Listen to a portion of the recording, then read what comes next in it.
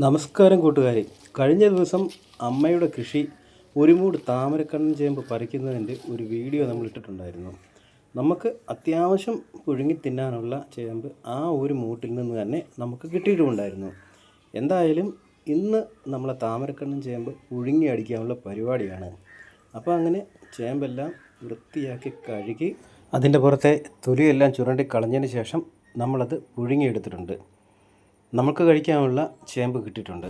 കുറച്ചേ ഉള്ളെങ്കിലും അത് നമ്മൾ തന്നെ കൃഷി ചെയ്തെടുക്കുന്ന സാധനങ്ങളാകുമ്പം അതിന് രുചി കൂടുതൽ. ഇനി ഒട്ടും കാത്തിരിക്കാനുള്ള ക്ഷമയില്ലാത്തത് കൊണ്ട് നമ്മൾ ചേമ്പ് പാത്രത്തിലേക്ക് കുടഞ്ഞിട്ടിട്ടുണ്ട്. ഇനി ചേമ്പ് പുഴുങ്ങിയതിന് കൂട്ടാനായിട്ട് എന്തൊക്കെയാണ് ഐറ്റംസ് നമ്മൾ റെഡിയാക്കി വെച്ചിരിക്കുന്നത് കാണണ്ടായോ? കൊച്ചുള്ളിയും പച്ചമുളകും കൂടി ചതച്ചെടുത്ത് വെളിച്ചെണ്ണയിൽ ചാലിച്ചെടുത്ത നല്ല കിടിലൻ ചമ്മന്തി. കാന്താരിമുളകായിരുന്നെങ്കിൽ ബെസ്റ്റായിരുന്നു കേട്ടോ. കാന്താരിമുളക് കിട്ടിയില്ല, അതുകൊണ്ട് തൽക്കാലം നമ്മൾ പച്ചമുളക് വെച്ച് അങ്ങോട്ട് അഡ്ജസ്റ്റ് ചെയ്തു. എന്തായാലും കുഴപ്പമില്ല. മുളക് ചമ്മന്തി കൂടാതെ നല്ല അയലക്കറിയും നമ്മൾ റെഡിയാക്കി എടുത്തിട്ടുണ്ട്. ഇനി താമരക്കണ്ണൻ ചേമ്പ് കഴിക്കാനായിട്ട് അയലക്കറി വേണമെങ്കിൽ അയലക്കറി കൂട്ടി കഴിക്കാം, മുളക് ചമ്മന്തി വേണമെങ്കിൽ മുളക് ചമ്മന്തി കൂട്ടി കഴിക്കാം. എന്തായാലും രണ്ട് ഐറ്റംസ് ഒഴിവാക്കുന്നില്ല.